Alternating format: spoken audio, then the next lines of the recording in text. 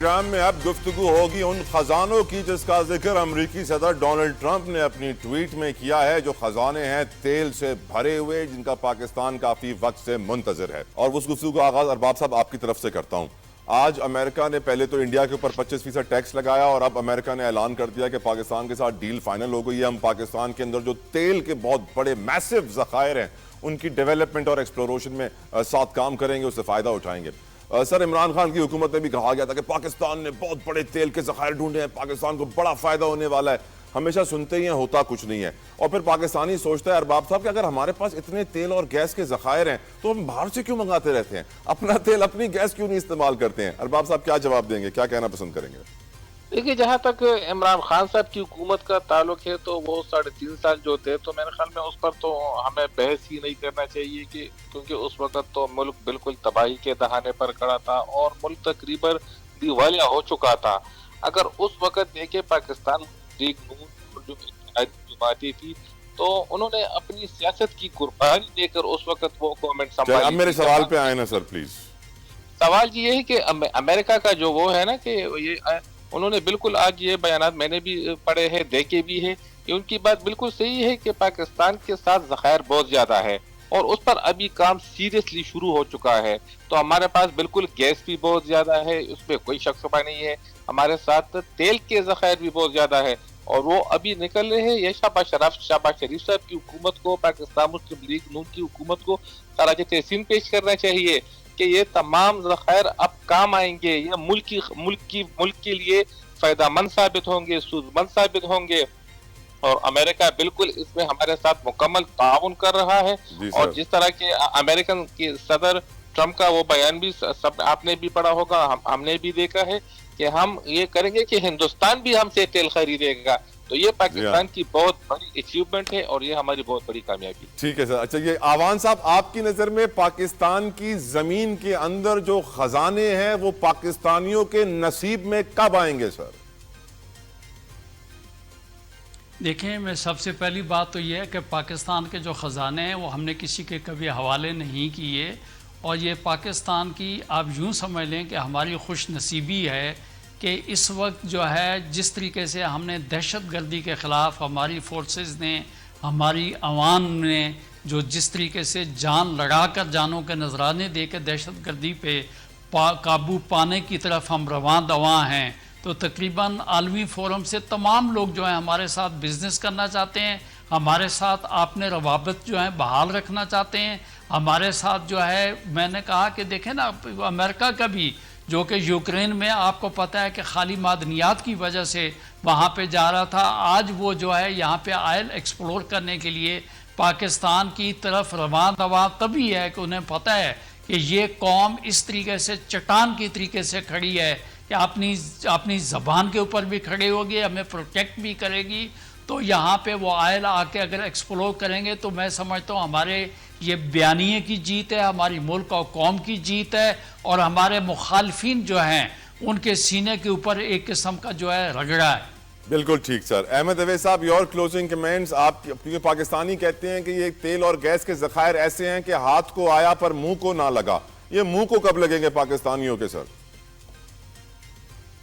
جی، جو منہ کو اس وقت لگیں گے نا کہ جو at the helm of affair جو لوگ اس کو مینج کر رہے ہوتے ہیں، وہ اپنے منہ کے اوپر اگر کوئی چیز باندھ لیں اور منہ میں کوئی چیز نہ جانے دیں کہ یہ سرکاری خزانہ ہے، اس کے اوپر ہاتھ نہیں لگانا اور کچھ چیز کھانی نہیں ہے، یعنی آپ کہہ رہے ہیں کہ وہ اپنے منہ میں نہ لے کے جائیں اور عوام کے منہ کی طرف کر دیں؟ وہ بالکل، پھر اس کے بعد حالات بدلیں گے۔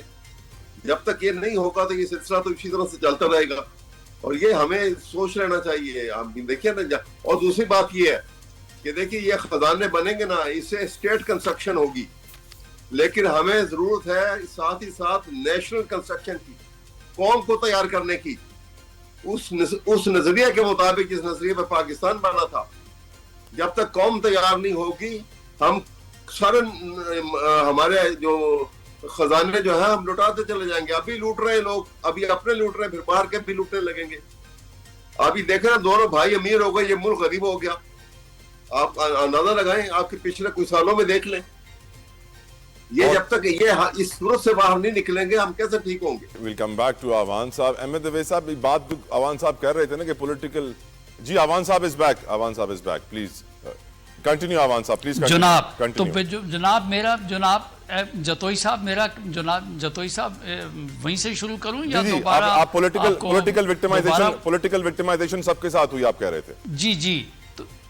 جی میرا کہنا تھا پولیٹیکل وکٹمائزیشن جو ہے سب کے ساتھ ہوئی، لیکن میں یہ کہتا ہوں کہ اگر احمد اویس صاحب کو یہ یاد ہوگا کہ جو 3 سال 7 مہینہ 22 دن جو ہے پی ٹی آئی کو جو گورنمنٹ میں تھی، اس میں جس طریقے سے میں سمجھتا ہوں کہ اس وقت کی گورنمنٹ نے اپنے مخالفین کے لیے جو جذبات رکھتے تھے پولیٹیکل سینیریو کے اوپر وہ چیز نظر نہیں آئی.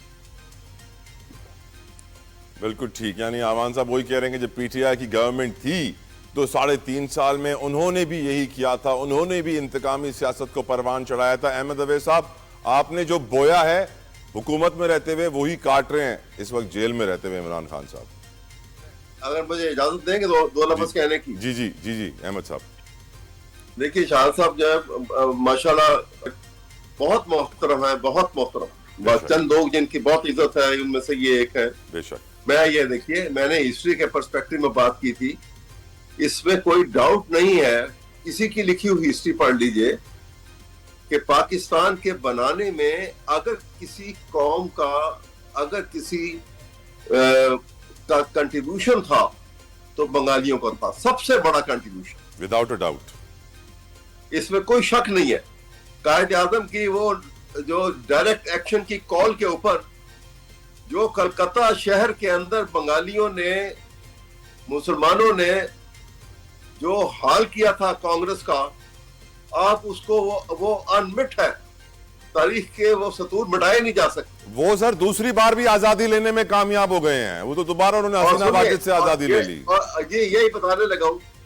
اور آپ نے ان بنگالیوں کو جو میجورٹی میں تھے، اور ہم ویسٹ پاکستان میں مائنورٹی میں تھا، ایسٹ پاکستان میجورٹی میں تھا، آپ نے مائنورٹی نے میجورٹی کو دھکیل کے الگ کر دیا اپنے سے. میں یہ بات کر رہا ہوں. اور کس کی نے کہا؟ یحییٰ خان کے کہنے کے اوپر وہ غدار ہو گئے. اس کے اوپر آوان صاحب سے میں جواب لیتا ہوں. میں یہ آپ کا پوائنٹ رکھ دیتا ہوں. چلے آپ کمپلیٹ کریں. سوری احمد صاحب آپ کمپلیٹ کریں. اور میں یہ بات کر رہا ہوں. دوسری بات یہ ہے کہ دیکھیے میں بڑے تکلیف سے اور بڑے دکھ کے ساتھ یہ باتیں کر رہا ہوں. میں نیشنلسٹ ہوں. میں پاکستانی قوم کو اور پاکستانی قوم نے جس طریقے سے اپنی غربت کے باوجود اتنی خوبصورت اور اچھی آرم فورسز تیار کی، ان کو اپنا پیٹ کاٹ کے ان کا بجٹ پورا کیا، اور ایک ویل اکوپڈ آرمی جس نے کہ اپنی دھاک بٹھا دی، اور اس نے انڈیا کو ہمیشہ منہ کی کھانی پڑی. تو احمد صاحب اب یہ بتائیں آپ مجھے کہ 5 اگست کو کیا ہوگا؟ دیکھیے اب یہ اٹ از ڈیفیکلٹ ٹو فورٹیل. اب جو سچویشن اب پیدا ہوئی ہے، چلے یہ بتائیں کچھ ہوگا بھی کہ نہیں ہوگا؟ ہوگا تو ضرور. دیکھیے یہ معاملہ جو ہے نا، کم ہوگا زیادہ ہوگا، یہ اب کنسسٹنٹلی چلے گا. اب یہ ایسے ہی چلتا رہے گا ٹل دی فال آف دی گورنمنٹ. یہ معاملہ چلے گا. اور اگر 5 اگست سے پہلے گنڈا پور صاحب کو بھی گرفتار، عمر ایوب کو بھی گرفتار، شبلی فراز کو بھی گرفتار، سب کو گرفتار، تو پھر کون کرے گا لیڈ اس احتجاج کو؟ کریں گے لیڈ کرنے والے سب کریں گے بھی، اور یہ اپنے ہی وزن سے یہ گریں گے، اس بری طرح سے گریں گے.